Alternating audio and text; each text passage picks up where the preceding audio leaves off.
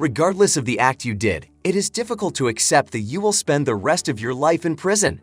However, just as you anticipate how others will respond to such a statement, they go and surprise you. So in this video, we are going to discuss top 3 teens in court reacting to life sentences. The video is going to be amazing, so make sure you stick to the end. Number 3. Shonelle Jackson.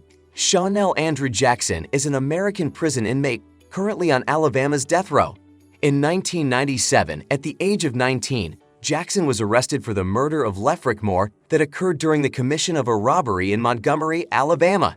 During the investigation, Jackson initially told detectives that he did not know the 3 other co-defendants and was not present at the time of the murder.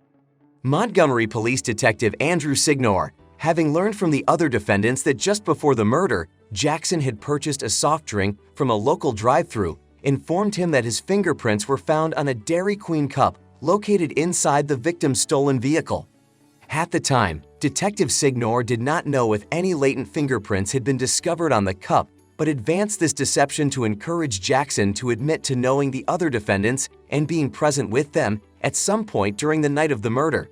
Jackson then admitted that he knew the other defendants and had been with them earlier in the day before the murder.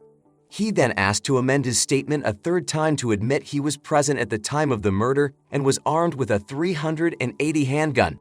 Following a jury trial, he was found guilty of capital murder.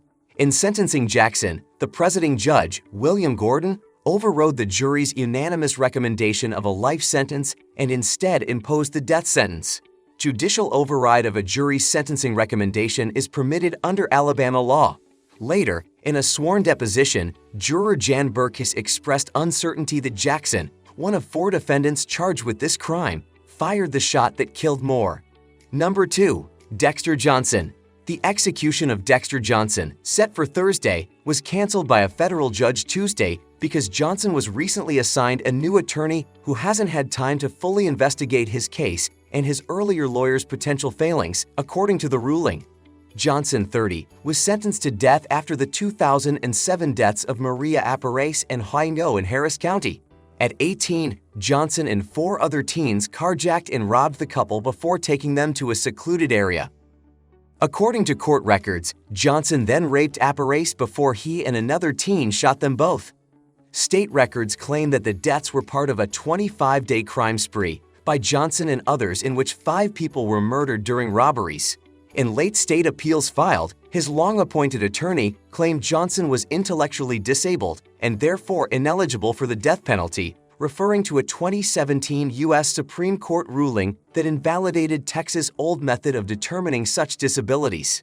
His petition noted that a new evaluation put his IQ at 70, which is generally considered to be intellectually disabled, but the Texas Court of Criminal Appeals denied that appeal Monday.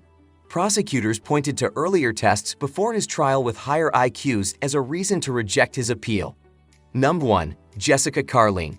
Jessica was just 17 years old when she first appeared in court for aggravated vehicular homicide. Despite her tender age, that doesn't hold the judge back from charging her as an adult. In 2014, her car was rolling at an estimated high speed when it crashed into a concrete. She was high on drugs and had really passed out of the car before the accident. Though she didn't mean to hurt them, but her 2 friends passed away. Let us know your opinion in the comment section below. This was all for today. Hope you liked the video. Do not forget to subscribe to our YouTube channel.